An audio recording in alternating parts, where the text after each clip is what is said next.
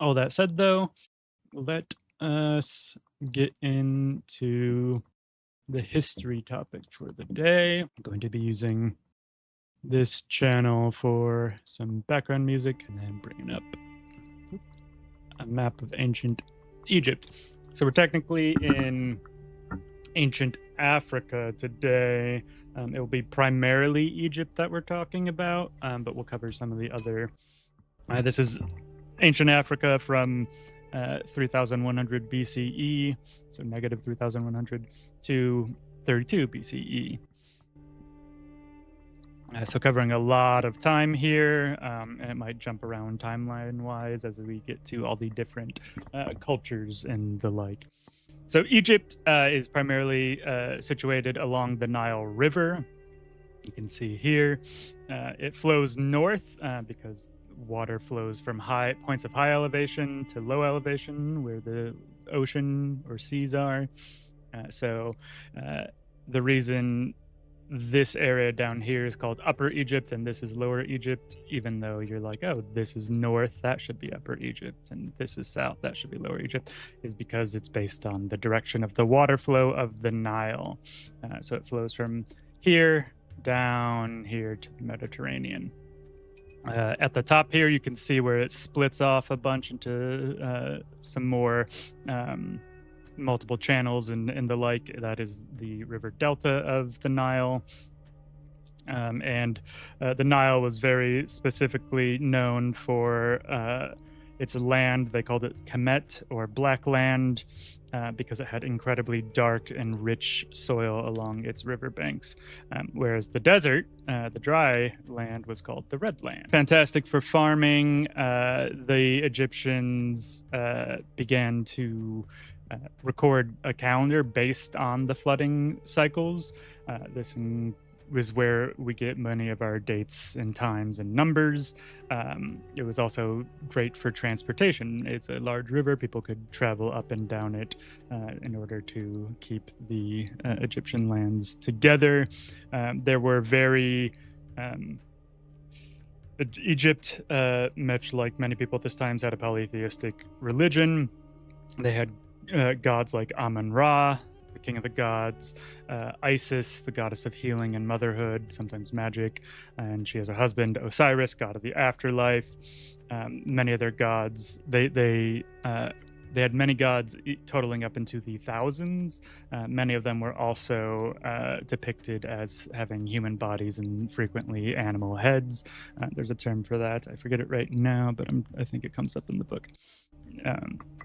During the 2,300 or so years of Egyptian rule, there were 31 different dynasties, but most of them are divided into three different periods of Egypt. You have the Old Kingdom, the Middle Kingdom, and the New Kingdom.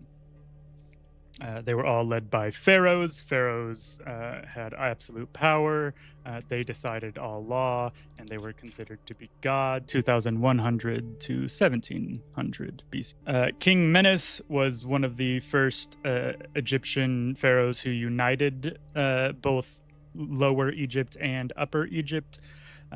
His capital was in Memphis, which is around modern-day Cairo, but you can see it here in the north. And he saw, the Old Kingdom period, starting with King Menes, began the construction of some 138 different pyramids. These were used for entombing the pharaohs once they died. This includes the Great Pyramids of Giza, as well as the Great Sphinx statue. These would have taken a couple decades to complete and included hundreds of thousands of workers. Most people believe that workers, when constructing the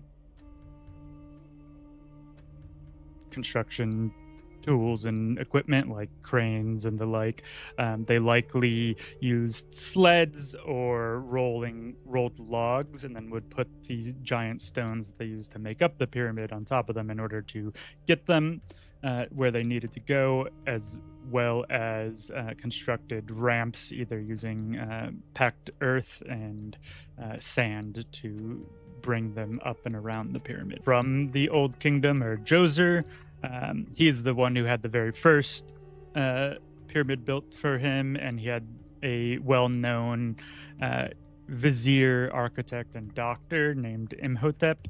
A vizier is kind of a governing official, high-ranking counselor for a ruler. Khufu, Khafra, and Menkaura oversaw the building of specifically the pyramids of Giza, which are still standing today and are one of the largest man-made objects on the planet that is still visible from space.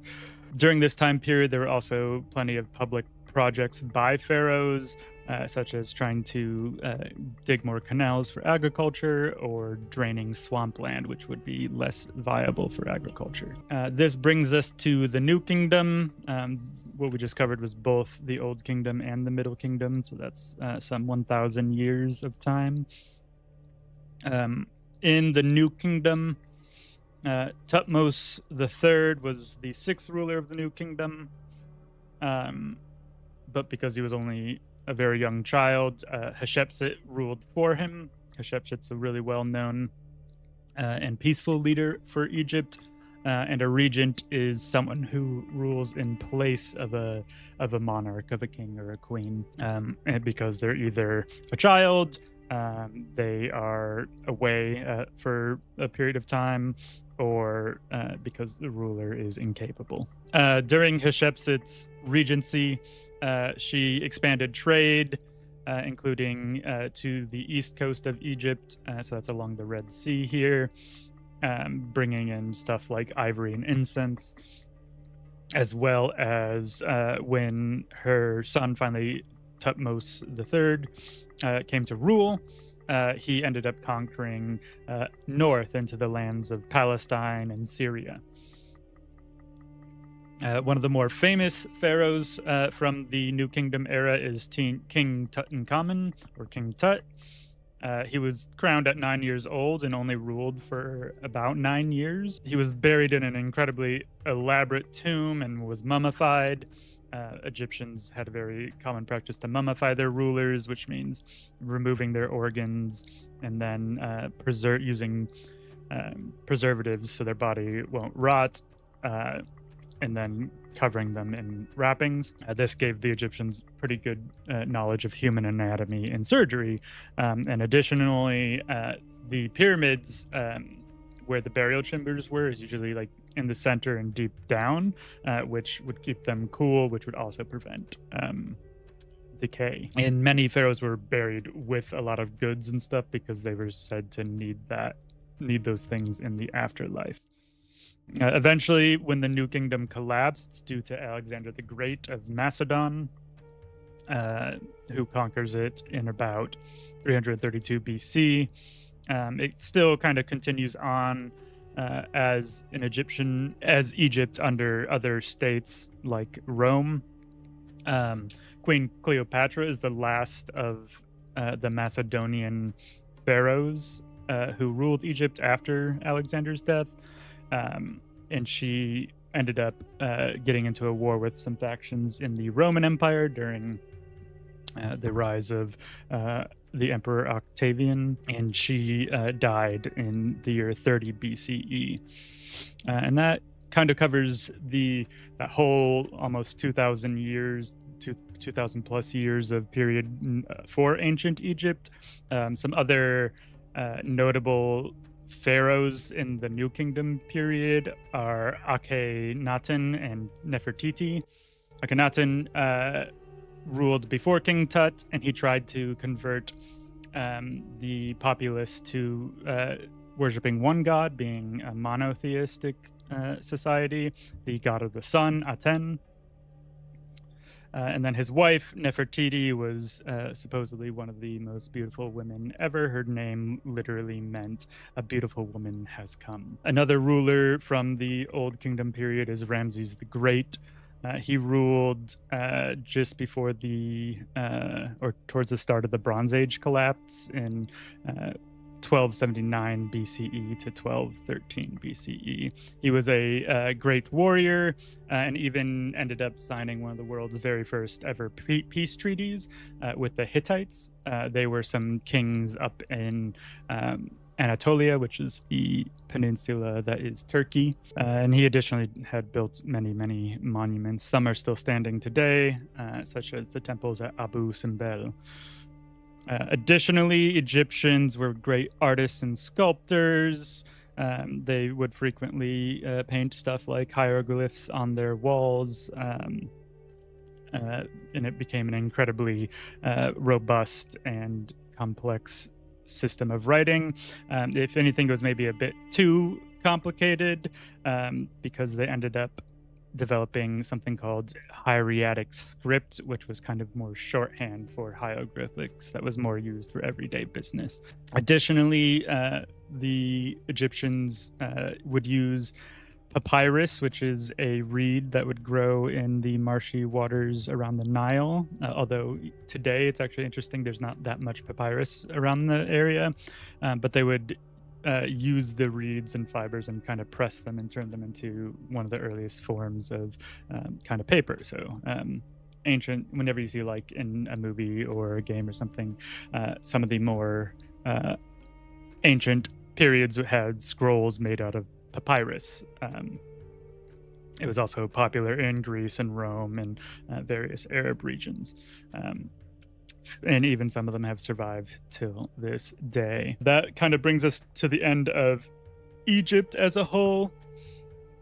But going into sub-Saharan Africa, so that's the part of Africa that's south of the Sahara Desert, there are the Bantu, were known for a period of migration. It's the area in orange there. From the area around East Africa on the coast, and they moved more south and east into the rest of the continent.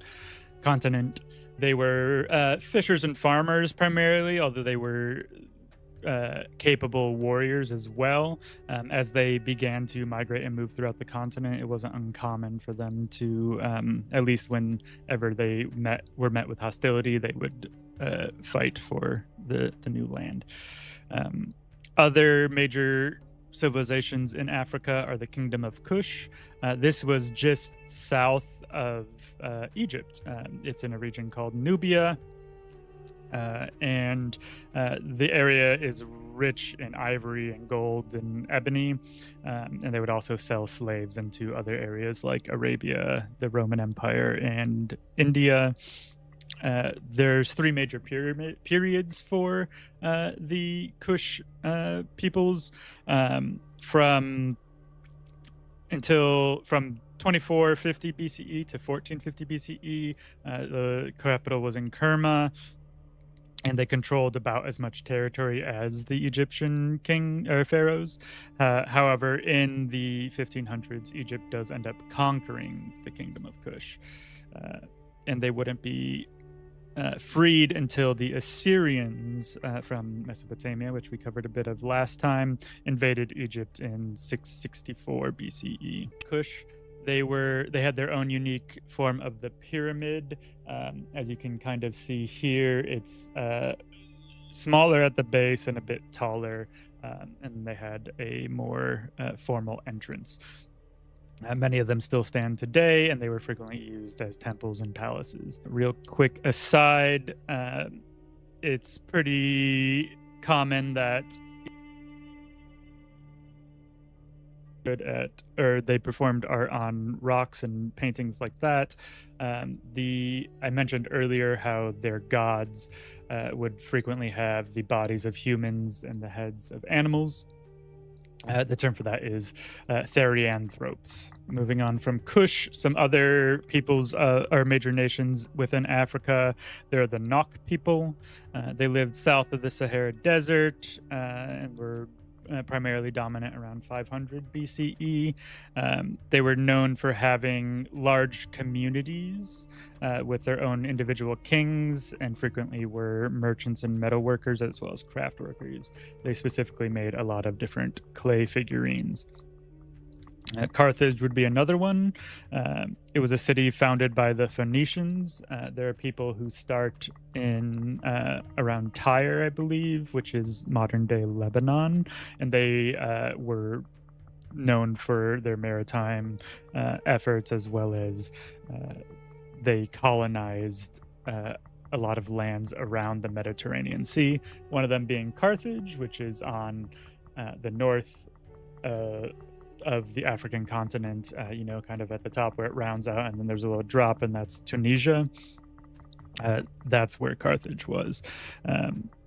It was Carthage that evolved into an incredibly large trading empire. They had control in areas of Spain and Sicily, that's southern Italy. And they continued to be dominant until they got into conflict with Rome, and throughout 3 different wars, they eventually lost, and Rome took control of Carthage. The last of the notable ancient era civilizations in Africa is Axum. This is in East Africa, modern day Ethiopia or so. It was a fairly large coastal city that was a trading hub, specifically along that east coast of Africa, and then up through the Red Sea towards the Mediterranean, and then over towards Asia with India as well. They unfortunately were more prone to sharing things through oral tradition and oral histories, so there's not many recorded histories of Axum. But that brings us to the end of covering all the different ancient African civilizations. Next time, we are going back into the Middle East